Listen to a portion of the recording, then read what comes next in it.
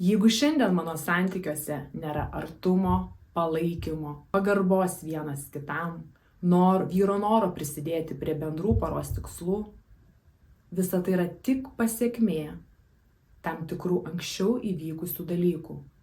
Kai mes klausome santykių ekspertų, kaip, ką ir kada sakyti, kalbėti, kaip susitarti su vyru, mes bandome koreguoti pasekmes, bet ne priežastis. Ir būtent tai yra priežastis, kodėl nesikeičia santykiai, kodėl realiai jie nesikeičia.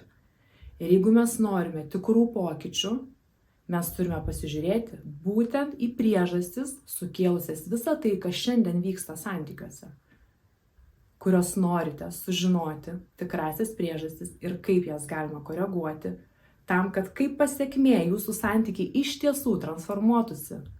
Santykių transformacija tai yra sėkmingų moterų gidas siekiančiam santykiuose sukurti emocinę ir finansinę